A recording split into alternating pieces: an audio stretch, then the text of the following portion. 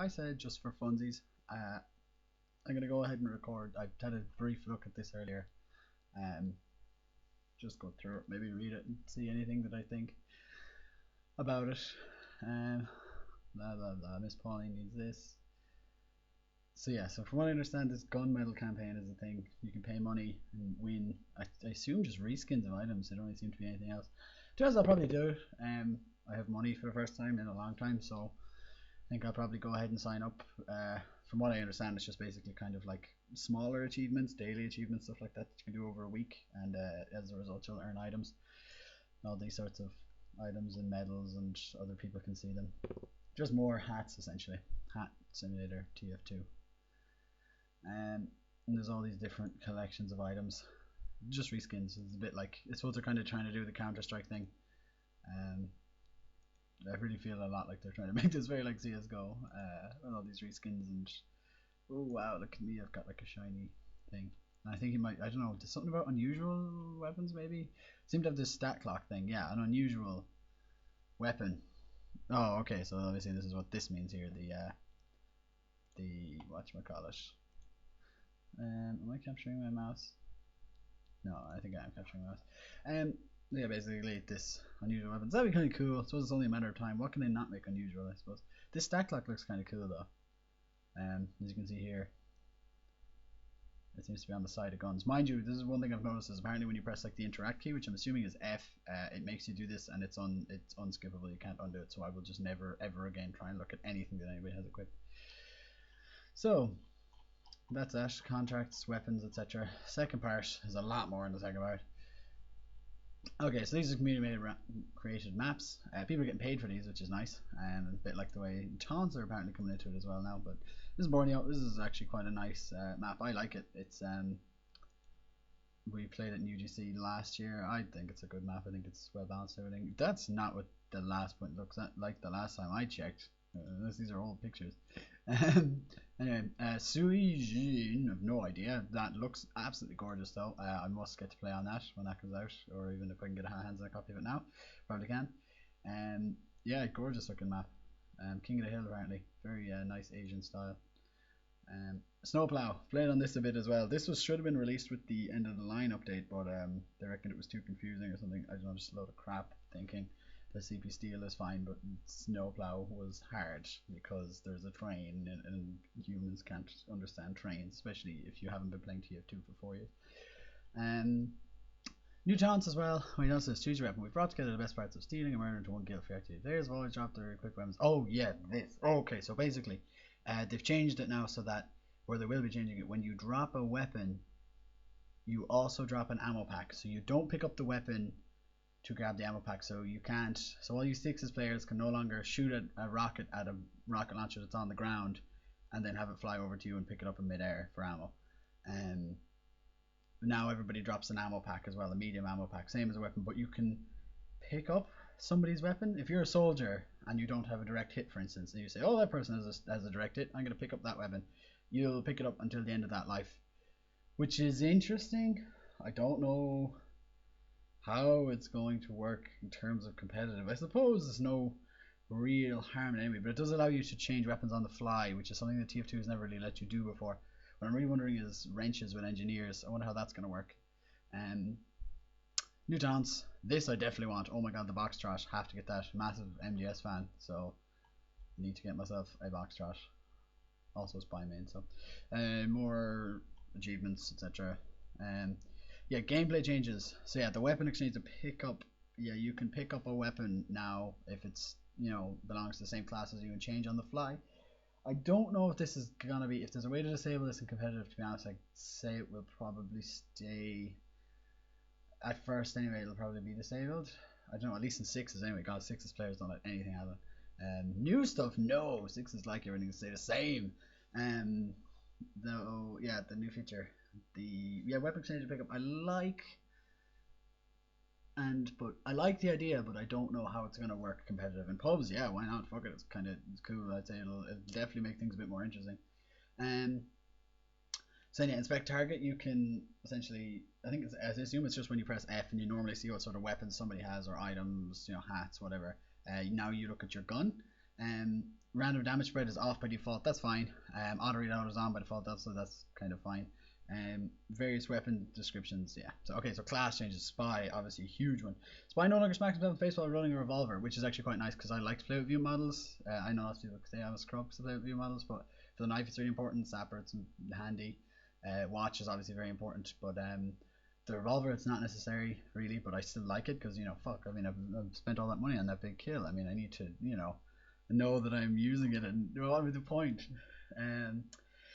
So change your new disguise takes less time, which is brilliant. I think that was one thing that I always found was kind of, I like to disguise a lot, and I like to try and fool people.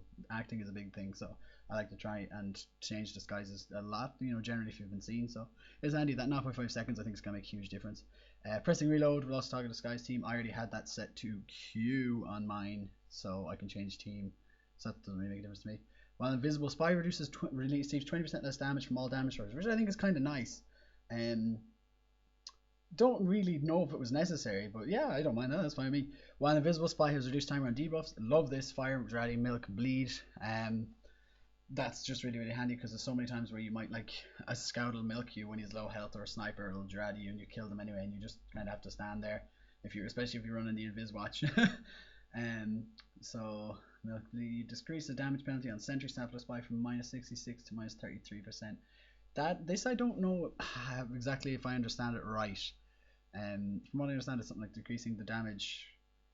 I didn't realize if this was the case before. I didn't realize that if you sap a sentry, they take less damage or they take more damage.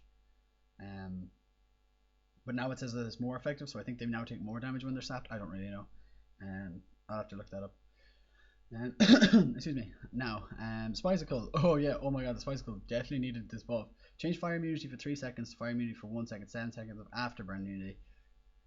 That'll change it. I don't know if that's a buff or a nerf necessarily. I used to hate the Spicicle, but I like it now, and I think I like it a bit more now. The silent killer attribute. Yeah, that's a nerf, but it was kind of OP, especially in sixes and shit like that, where there's no pyro most of the time anyway. Yeah, especially when it wasn't coming up in the kill feed, etc. And for people who don't play with view models, like I don't anymore, or not with view models, with ragdolls, the big icicle that it produces is I don't ever see that anymore. So for me, it's just it's as if it didn't happen if you don't hear it. So then Spicicle recharge timer can now be reduced by picking up ammo boxes. That is big. I think that's a huge buff to it. I'll definitely use it a lot more now. Whatever about the other two, whatever about the nerf for the silent killer or the nerf-ish for the fire immunity, the afterburn. To be honest with you, the afterburn is kind of more what gets you anyway usually. So the Spicicle recharge timer, yeah, picking up ammo boxes, insane, so good, makes the weapon so much better. Just you can get it back so much quicker and be back in the fight so much quicker. Enforcer, I never use. Change plus 20% damage bonus while undisguised, 20% damage bonus while disguised. So now if you're disguised, you get the damage bonus, and they lose it while you're not, which makes a bit more sense in my head. Again, probably won't use it. Don't really like it as a weapon. Big Kerner added 3 seconds speed gain on kill, which I think is kind of nice gimmick. I think it would, if I was used to the knife and used to timing things, it can, especially when moving forwards, when you're trying to backstab people, can be a really bad thing. Actually, what'll be interesting is that's actually really going to help with strafe stabs. Now that I think of it, chaining strafe stabs. If you get a stab on somebody, you can just strafe around with the next person. That's huge, actually. Now that I think of it, oh, that makes it very viable. Hadn't thought of that earlier.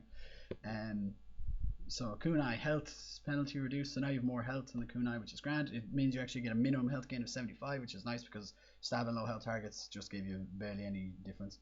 Maximum overheal is increased as well, which makes it just that little bit better. I don't use it that much in competitive. I usually use it in pre-game just to practice having no health. But I like the kunai and I want to use it more and learn to use it a bit more, so I'll probably use it more now. Cloak and dagger, oh, huge. Don't think this is necessary at all, but you can pick up ammo kits and build up your cloak while you are visible. So as long as you don't have the cloak and dagger out, you can still pick up ammo kits, which is immense. That's just brilliant. Cloak and dagger, again, way more usable, even though it was brilliant already. And Dead Ringer, God, Valve, I don't know why you didn't even get this weapon in the game, this fucking watch in the game. It's so, this is just speculation, but I think it's gonna be terrible.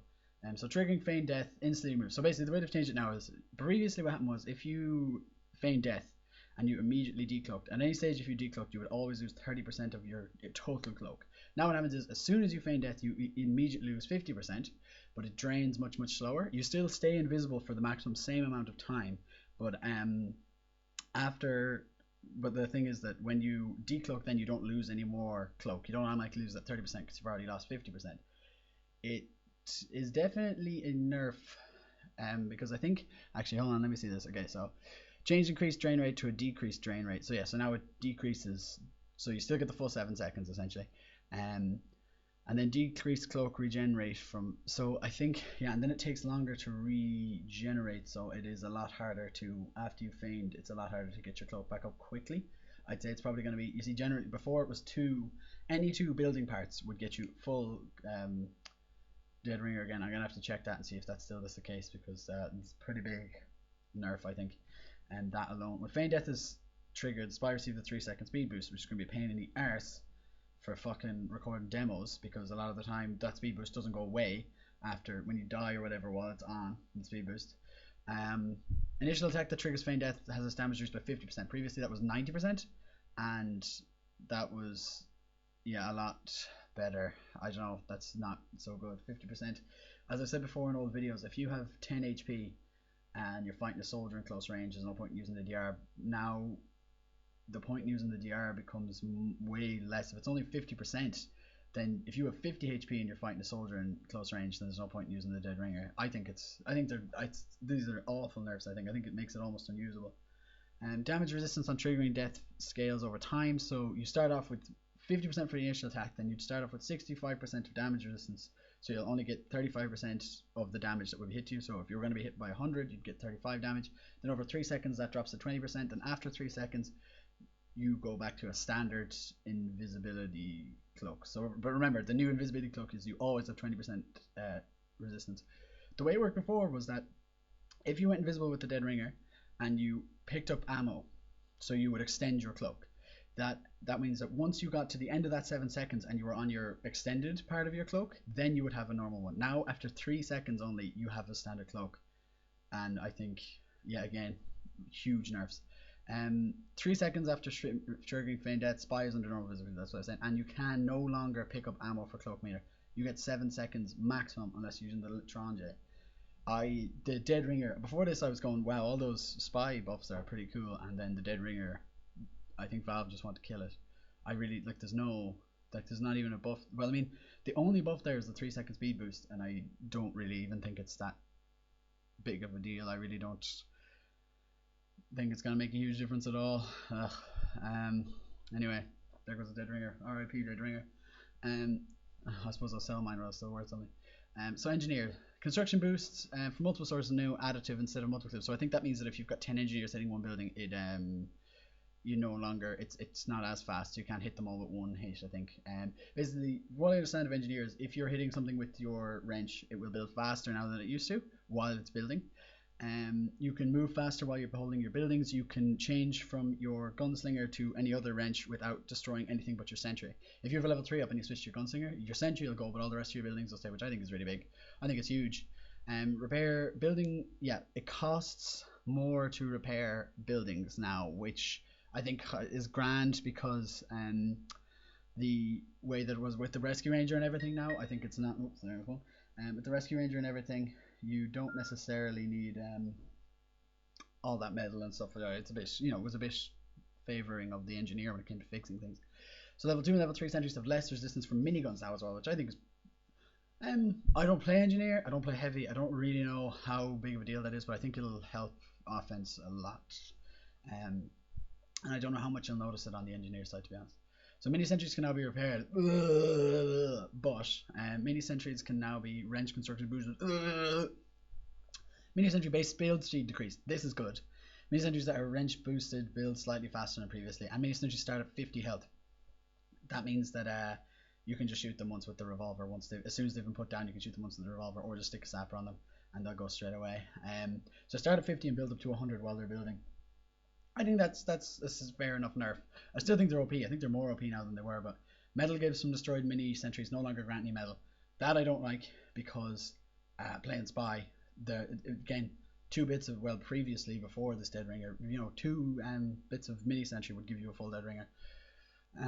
So I don't like that really at all. That's a nerf for more than just the engineer. So excuse me. Thompson 6000. Uber and cloak drain decreases. Oh yeah, so they just nerfed the Thompson, and I don't really like Thompson anyway. I think it's awful. Long range, slow, boring, awful. Degrades cloak as well. Yeah, nasty weapon. But they've nerfed it so that now over basically the amount of cloak it takes away is less depending how far away you are from the engineer that shot the thing. Wrangler. Big change to Wrangler. Ammo and repair is given to a shielded sentry is reduced by the strength of his shield. So that means that now if you have a shielded sentry and you're trying to repair it with the the wrench or with the rescue range or whatever, you repair at a rate of 66%. So it at a rate of 33%. So now you only get 2/3 of the bonuses when you're hitting it, as well as it only takes 2/3 of the it only takes 1/3 of the damage. Sorry, let me say that again. So repair is 1/3 of what it normally would be, and damage is 1/3 of what it normally would be. Damage taken, that is, while the Wrangler is up, which is pretty big. Yeah, that's going to change a lot, I think. That's going to stop people from relying on the Wrangler so much. Yet at the same time, one of the only other options, the short circuit, you see is nerfed as well. The fuck. But engineer death keeps the rankled sentry shield in the stable for 3 seconds. I don't play engineer enough to know if this is a buff or not. Basically, when the engineer dies, it means that the Wrangler shield stays on it for longer. But at the same time, once the engineer is dead, yeah, the Wrangler shield is handy. But at the same time, then if once the engineer is dead, it's definitely not shooting at anything for a full 3 seconds. So Jag, they made faster, I think. 20% repair penalty, which is fine because I think it builds way faster now at a 50% spring speed, and now with the base construction boost, it's way faster, but repair slower. Which, to be honest, is fine, I think, because it fixes faster, so it's probably going to balance out pretty well. Short circuit, yeah, they've nerfed this so that the projectile destruction is moved to alt fire. So now you can attack with it and defend with it, essentially. Makes it way less spammable, much harder to use. But I would like to see that 50 minus 50 per shot. I know before it used to take like 45 whenever you actually destroyed something, and like 5 or 15 the rest of the time. So, but that's not so bad, because I mean, who attacks with a short circuit anyway? Now that I think of it, I thought this was a big nerf, but answer that later. I thought that was a big nerf, but no. So yeah, 0.5 second cooldown though is the big thing. So you can't spam it quite so much, but I think it's still usable. I think. Really, yeah, I'd say I will still use it. And you cannot pick up buildings while it's deployed. That's because of the alt fire thing and right click, etc. Eureka effect. Previous penalties have been removed. Eureka effect now hit speed boost decreased by 50%, so you hit it slower and you get 50% less metal from pickups and dispensers. So yeah, I still don't really see it much play. Babyface Blaster. Yeah, this is the added boost reduction on taking damage and increased amount of boost lost on air jump. So basically, if you take damage, you lose your boost. I'm not sure how that's going to scale, how much you're going to lose, etc. yet, because I don't think this thing patches in yet. So huge difference there. That's really going to make a big difference, because it means that previously the Babyface's Blaster was just broken. In 6s especially, it was just you could just move way too fast, really hard. It's awful for medics.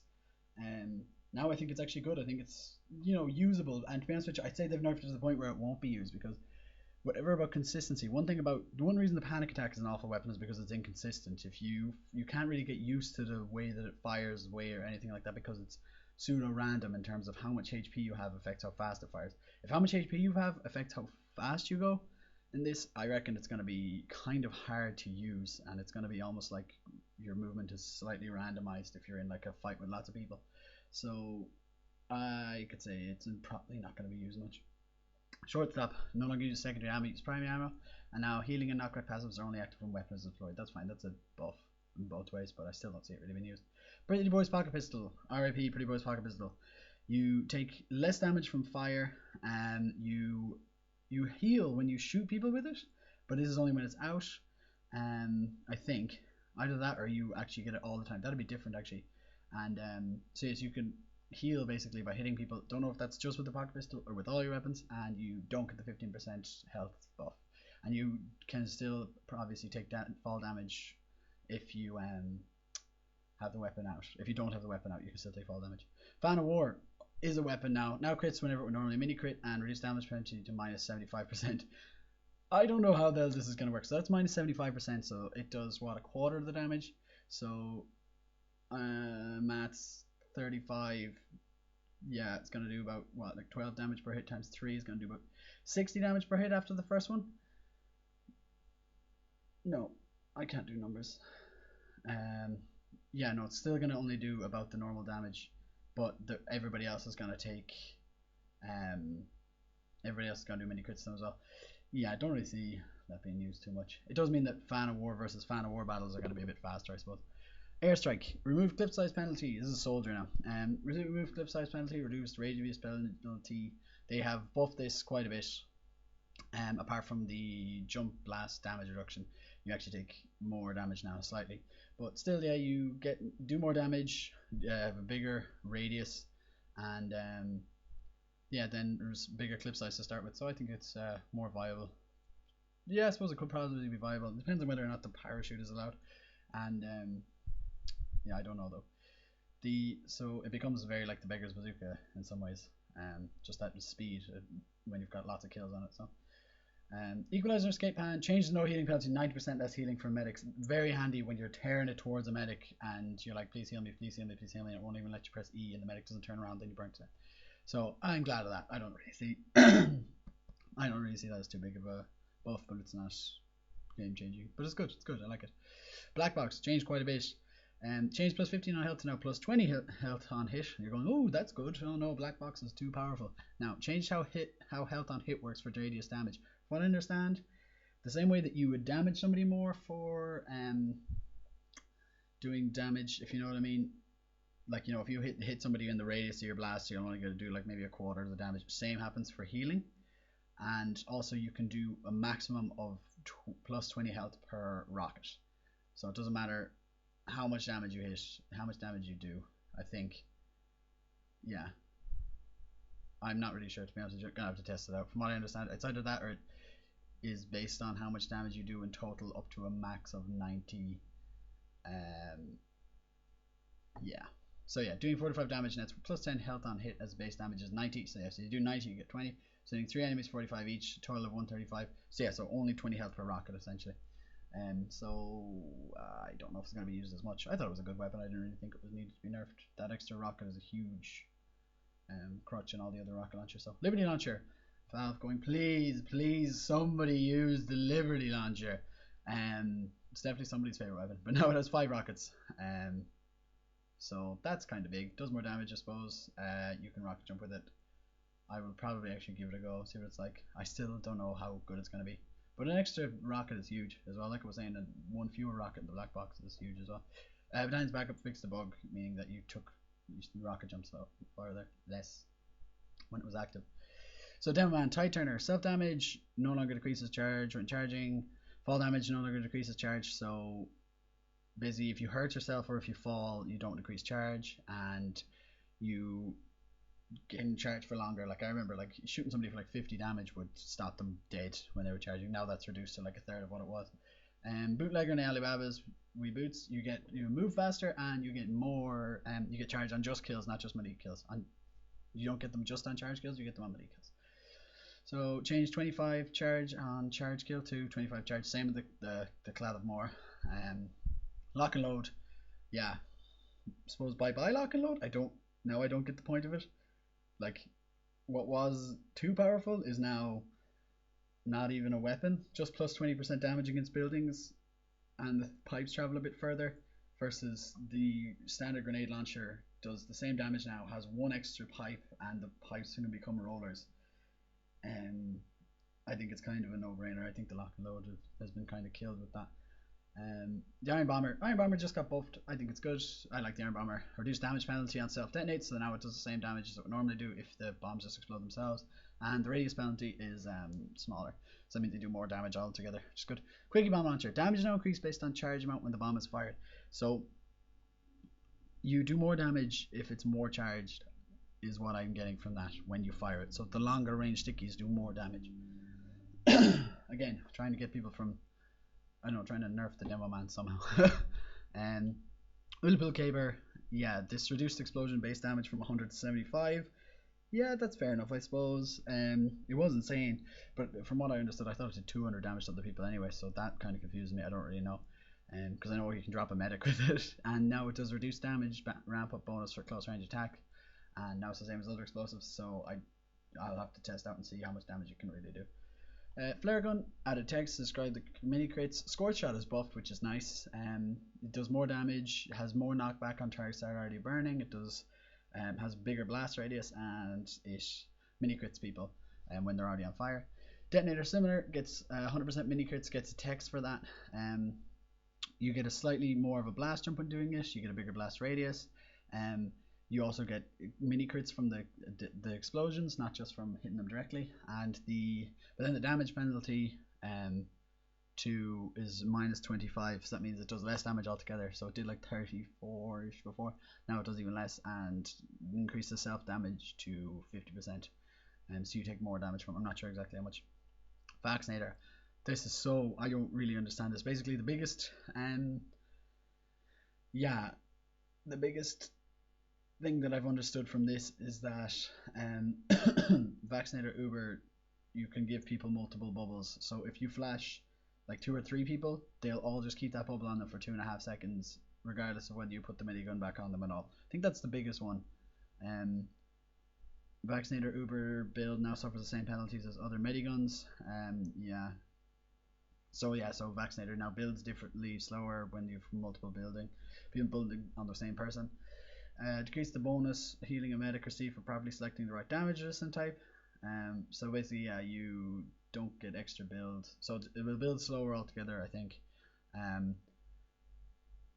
And you get 66% decreased Uber build rate while healing an overhealed patient. I don't know the Vaccinator very well at all. I don't know how that affects it. Somebody tell me. Also, Solemn Vow. Solemn is an E. Solemn does not have an O. Unless that's some pun that I'm not getting. I'm going to have to check that up afterwards. Sniper. Sydney Sleeper. Draddy now applies on all scope shots, so now you just cover everyone with piss. Constantly. Bizarre Bargaining actually changed a bit, so you no longer lose heads on a miss, which I like because I would never ever use it, because I would just be like, well, I'm too inconsistent of a sniper and I'm too much of a snap shooter type to actually kill anyone with it or use it. But now it takes longer to build up to a full charge, to like a super fast charge, and it takes more kills. So Bushwhacker, you just take 20% extra damage from everything, not from fire, which I like because I don't like the Bushwhacker. I think it's overpowered. Also with Sniper, I can't believe they didn't do something about the Razorback. I think the Razorback is a bit, at the minute with Highlander, there's some places in some maps where you can buff a good sniper, keep him with your combo, and then unless all you can do is buff your sniper and throw him at him as well, because it can be like certain maps you can really shut a team down like that, because the spy can't do anything with the Razorback if he's buffed and with his combo. Like you have to be really really good, and the other team have to be really distracted. I don't really like it anyway. So okay, so heavy. Minigun damage does more to sentries, said that before. Natasha now doesn't stun as much from a distance, and as if you get to a maximum distance, it doesn't stun at all. Brass Beast does 20% damage. Oh, also Natasha, you get 20% damage resistance while you're spun up. Same with the Brass Beast. Timaslav is now more accurate, and you spin up faster. Not as fast as originally was with 30%, but 20%. I'll use this again now. I like the Timaslav and pubs for being the sneaky heavy. Family Business, nobody's going to use, why bother. Warrior Spirit now has plus 10 health on hit, which is kind of cool. Eviction Notice has a 3-second speed boost on hit, which I think is cool. The Delica's Bar has a 10-second cooldown.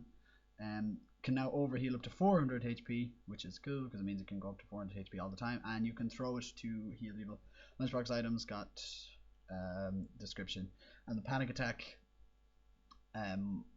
base fire rate increased. Base reload speed increase, added increased switch to speed by plus 50%. So I think you can pull it out faster. Everything about it is faster. I don't know if it'll ever be used. I don't like it. Anyway, yeah, biggest difference is a spy. I'll probably pay for the other thing. It's only like whatever, that's gonna be like €4. So I will, yeah, most likely pay for it. Overall, I think it's good. The Dead Ringer is gone. The lock and load is gone, as far as I'm concerned, anyway. Other than that, yeah, no, it seems like a cool enough update. There's a lot in it, which is nice. Really shows that Valve are trying to make a lot of their weapons more viable, which I like because I'm really excited for the competitive matchmaking. I love that. I love TF2. So